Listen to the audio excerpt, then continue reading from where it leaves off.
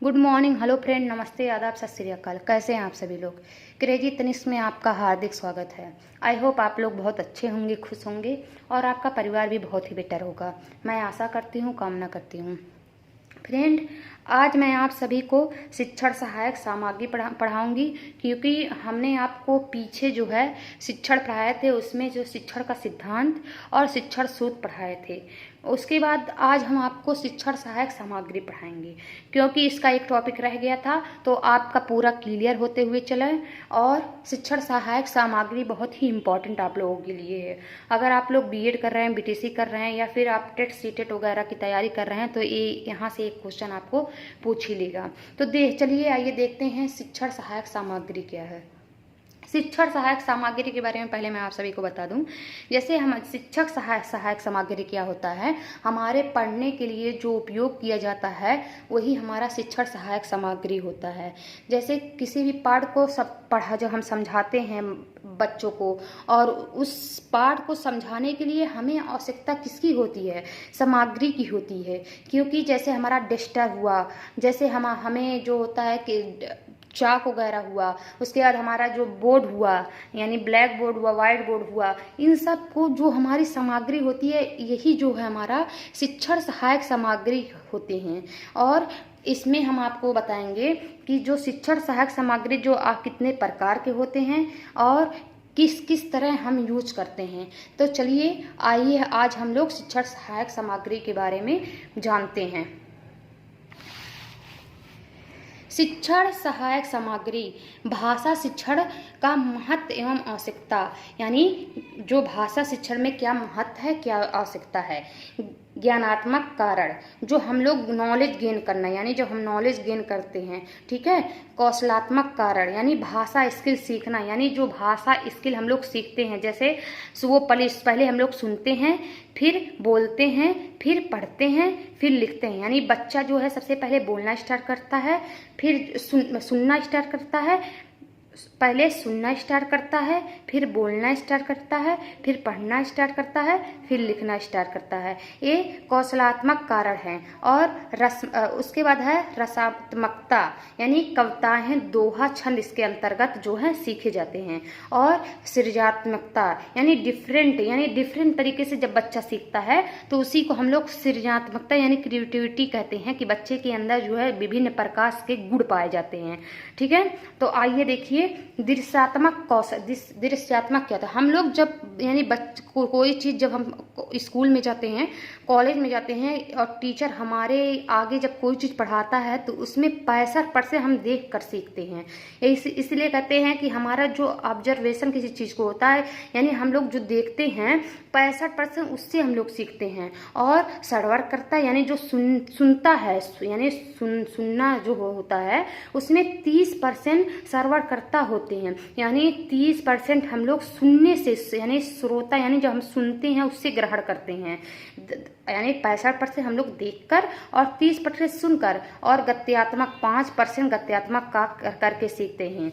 और हम लोग कोई चीज कार्य करके जो है 5% सीखते हैं। अब क्या है, जैसे अब आपसे यहाँ से आप लोग एक चीज समझ लीजिए कि अगर हम लोग को देखकर कितने परसेंट सीखते हैं, 65%, और सुनकर किससे सीखते हैं, सुन के हम लोग 30% यानी सीखते हैं, और 5% हम किसी कार्य को करके सीखते हैं।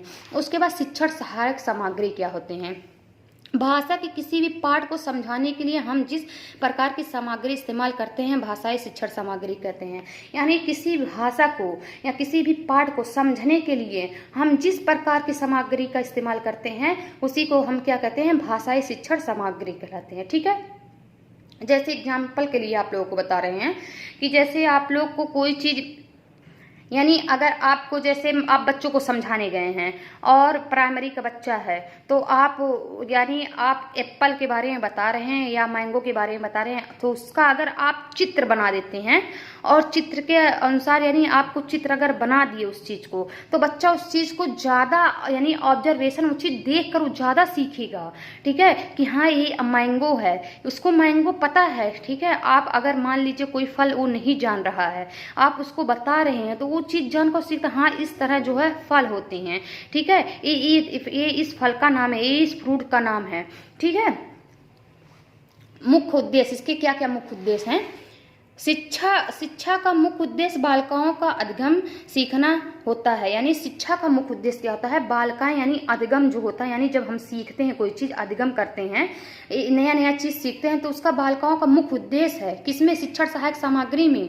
अधिगम की प्रक्रिया में शिक्षक जो होता है विविध एवं विभिन्न शिक्षण के सिद्धांत शिक्षण पद्धतियां एवं विविध द्वारा अधिगम कराता है। यानी जो शिक्षण, यानी जो जब हम लोग किसी चीज को पढ़ाते हैं लिखाते हैं तो उसमें विभिन्न प्रकार की हम लोग सामग्री का इस्तेमाल करते हैं, जिससे बच्चे को कोई दिक्कत ना हो, वो चीज उसको आ जाए और उसे किसी चीज की बिल्कुल कोई दिक्कत नहीं। जैसे हम लोग जिस 6, 7, 8 में आप लोग गए होंगे तो वहाँ पर देखते हैं कि जो टीचर रहते हैं तो वहाँ पर कहते हैं कि ये क्या है, एक आपको ग्लोब दिखाया जाता है, तो ग्लोब के अनुसार आपको पता रहता है कि हाँ पृथ्वी देखिए हमारा ये पृथ्वी है, इस तरह हमारा पृथ्वी गोल होता है और पृथ्वी हमारे इतने अंश पे झुकी होती है, ठीक है।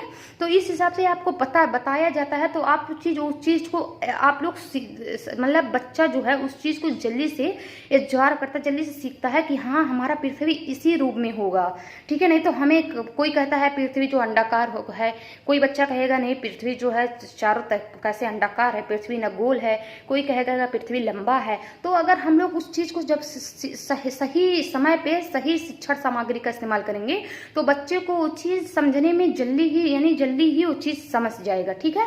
उसके बाद देखिए, इस कार्य हेतु शिक्षण सहायक सामग्री अत्यंत उपयोगी होता है। यानी किसी भी कार्य करने हेतु शिक्षण सहायक सामग्री बहुत ही अत्यंत उपयोगी है। अतः भाषा के किसी भी पाठ को समझाने के लिए जिस प्रकार की सामग्री का इस्तेमाल करते हैं वह भाषाई शिक्षण सामग्री कहलाती है। यानी जब हम भाषा के किसी भी पाठ को समझाने के लिए जिस प्रकार की सामग्री का इस्तेमाल करते हैं तो उसे क्या कहते हैं, भाषाई शिक्षण सामग्री कहते हैं। इस प्रकार हम ये कह सकते हैं कि शिक्षण सहायक सामग्री का वह साधन है जिससे जो शिक्षार्थियों को किसी विषय को अधिगम कराना बहुत ही आसान हो जाता है। यानी हम आपको पहले भी बताया, जब हम कोई चीज आप लोग अधिगम करा रहे हैं, कोई चीज बच्चे को सिखा रहे हैं, पढ़ा रहे हैं, तो उसको आपको शिक्षण सहायक सामग्री की आवश्यकता होगी, नहीं तो बच्चा उस चीज को जल्दी से सीख नहीं पाएगा। अब आप कहेंगे किस हिसाब से, जब अगर आपके पास चौक नहीं होगा तो बच्चे को आप लिखाना नहीं स्टार्ट कराएंगे, अगर आपके पास ब्लैक बोर्ड नहीं होगा तो किस पे आप लिखाएंगे, बच्चा कैसे सीखेगा, अगर आपके पास जो है लैब वगैरह नहीं है तो बच्चे को पता ही नहीं चलेगा कि हाँ ये किस तरह, इसमें क्या कैसे क्या किया जाता है, कैसे शोध किया जाता है, कैसे हमारी विभिन्न प्रकार की सामग्रियां बनती हैं। तो इस हिसाब से हमें हर चीज जो है अत्यंत ही आवश्यक है शिक्षण सहायक सामग्री बच्चों को समझाने के लिए। शिक्षण सहायक सामग्री का महत्व, ये शिक्षण को यानी क्या महत्व है, शिक्षण सहायक सामग्री में क्या महत्व है आइए देखते हैं। ये शिक्षण को प्रभावशाली व ज्ञान की स्थिर बनाते हैं। यानी जो शिक्षण सहायक सामग्री है वह प्रभावशाली व ज्ञान को स्थिर बनाता है, यानी ज्ञान को पूरी तरह नॉलेज बच्चा गेन करना सीख जाता है। इसके उपयोग से कक्षा की निरस्ता खत्म हो जाती है। यानी इसके उपयोग उससे जो होती है कक्षा की जो निरस्ता पाई जाती है, यानी कक्षा में जो आप लोग यानी बच्चा जो सीख रहा है, जो उसमें अगर उसका मन भी नहीं लग रहा है तो उसको आप दूर कर सकते हैं और सही समय पे सही शिक्षण सामग्री का उपयोग करके। कहते हैं जब बच्चा LKG UKG में रहता है, अच्छा अगर आप लोग उसे नॉलेज दे रहे हैं तो कभी कभी बच्चे को खिलाना भी जरूरी होता है, कभी कभी बच्चे को किसी चीज़ के बारे में यानी जो वीडियो भी दिखाना जरूरी होता है, जिससे बच्चा जो होता है अच्छे से एक्टिव हो जाता है उस चीज़ को सीखने के लिए और बच्चा उस चीज़ को आसानी से उस चीज़ का नॉलेज को कर लेता है। इसके उपयोग से जटिल और सूक्ष्म ज्ञान को सरलता से समझा जा सकता है। यानी शिक्षण सहायक सामग्री से जो जटिल है यानी जटिल चीज को हम लोग सरल बना सकते हैं और सूक्ष्म ज्ञान को सरलता से समझा, यानी जो कठिन ज्ञान है उसको हम लोग सरलता से आसानी से समझा सकते हैं बच्चे को कि हाँ ये क्या है, ठीक है। इसीलिए हमें शिक्षण सहायक सामग्री के लिए अत्यंत ही आवश्यक है। उसके बाद देखिए, इसके उपयोग से शिक्षार्थियों को अनुभव प्राप्त होता है जो ज्ञान को अस्थायी बनाने में मदद करता है। यानी जब आप शिक्षण सहायक सामग्री का उपयोग करेंगे तो शिक्षार्थियों को अनुभव प्राप्त भी होगा और प्राप्त होगा, जो ज्ञान को अस्थायी बनाता है, यानी ज्ञान को अस्थायी बनाने में भी मदद करता है। इससे शिक्षार्थी जो होते हैं अधिगम की प्रक्रिया में सक्रिय होते हैं। यानी इससे क्या होता है, जो शिक्षार्थी होते हैं अधिगम सीख रहे हैं उसकी प्रक्रिया में जो यानी वो एक्टिव हो जाते हैं, किसी चीज़ को सीखने में उनके अंदर सक्रियता आ जाती है, एक्टिविटी आ जाती है, वो चीज़ वो आसानी से सीख सकते हैं और सीख जाते हैं। इससे शिक्षार्थियों के ज्ञानेंद्रियों का विकास होता है। यानी इससे जो है शिक्षार्थियों की जो ज्ञानेंद्रिय होती हैं उनका विकास होता है। ठीक है, इससे शिक्षार्थियों में स्वयं कार्य करने एवं आत्मनिर्भर बनने की क्षमता का विकास होता है। यानी जब आप शिक्षण सहायक सामग्री का इस्तेमाल करेंगे तो उससे जो होता है बच्चा दिन प्रतिदिन वो नॉलेज को गेन करता हुआ चला जाएगा और एक समय ऐसा आएगा कि उसको सारे चीज़ का नॉलेज होता हुआ चला जाएगा और वो आसानी से जो होता है अपने ऊपर निर्भर हो जाएगा। यानी किसी कार्य को करने में उसके लिए आसानी हो जाएगी और आत्मनिर्भर हो जाएगा और वह स्वयं सीखना उत्पन्न यानी स्वयं सीखना वो चालू कर देगा। ठीक है, यह शिक्षार्थियों में उत्सुकता उत्पन्न करती हैं। यानी जो होता है शिक्षण सहायक सामग्री जो होता है, जब आप नया नया चीज़ किसी चीज़ नया नया एक्टिविटी दिखाएंगे बच्चों के सामने तो क्या होता है उनके अंदर उत्सुकता उत्पन्न होगी, उनके जो जिज्ञासा उत्पन्न होगी कि हाँ हमें ये चीज़ जानना है, आगे क्या होगा। जैसे जिस तरह बच्चों को कोई चीज़ पढ़ाते समय आप लोग कहानी वगैरह सुनाते हैं तो उससे बच्चे के अंदर जो होता है उत्सुकता जागृत होती है, रुचि जागृत होती है। उसी तरह शिक्षण सहायक सामग्री आप सही से इस्तेमाल करते हैं तो बच्चे के अंदर जो होता है रुचि और उत्सुकता की उत्पन्न होती है। ठीक है, उसके बाद देखिए शिक्षण सहायक सामग्री के प्रकार, यानी कितने प्रकार होते हैं। दृश्य सामग्री, पहला जो होता है दृश्य सामग्री होता है।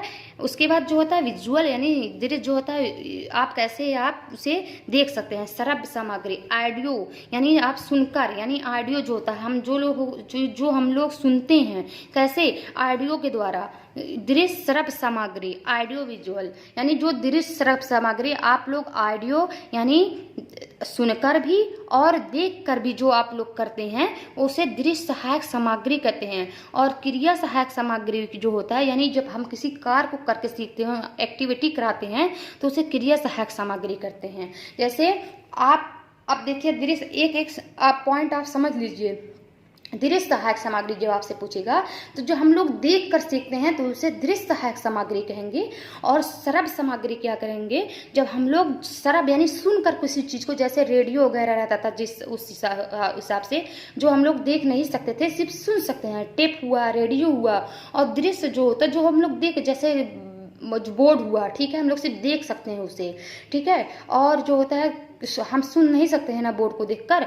उसके बाद देखिए और दृश्य में और चार्ट हुआ और फिल्म स्टेज जो प्रोजेक्ट होता है, उसके बाद समाचार पत्र होता है, ये सब जो हम लोग सिर्फ देख कर जो सीखते हैं।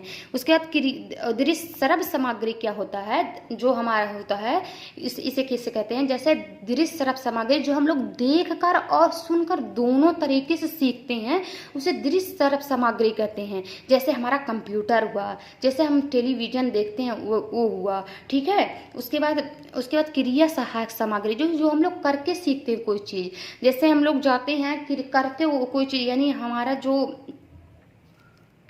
लाइब्रेरी हुआ, जो हम लोग उस लाइब्रेरी में जाते हैं और कोई चीज़ करके सीखते हैं तो उसे हम लोग किसके अंतर्गत रखें, क्रिया सहायक सामग्री के। अब देखिए इसके पॉइंट कुछ हैं, आप लोग देख लीजिए। यानी दृश्य सहायक सामग्री के अंतर्गत क्या क्या आते हैं, जैसे श्याम पट हुआ, आप लोग अच्छे से लिख सकते हैं। अगर आपको आपके मतलब आप वो बीएड बीटीसी कर रहे हैं, आपको पूछ सकता है एक नंबर में दृश्य सामग्री क्या होता है, श्रव्य सामग्री क्या होता है, दृश्य श्रव्य सामग्री क्या होता है। तो आप लोग एक नंबर भी पूछ सकता है और लॉन्ग में भी पूछ सकता है। तो आप इस हिसाब से आप लोग अगर पॉइंट टू पॉइंट जोड़ते हुए चले जाएंगे तो आसानी से आपका जो है 150 वर्ड यानी 150-200 वर्ड बन सकते हैं। ठीक है, और दृश्य सामग्री क्या होता है, श्यामपट, जैसे हम लोग श्यामपट हुआ। ठीक है, श्यामपट से जो है बच्चा जो है दृश्य के अंतर्गत रखा गया है।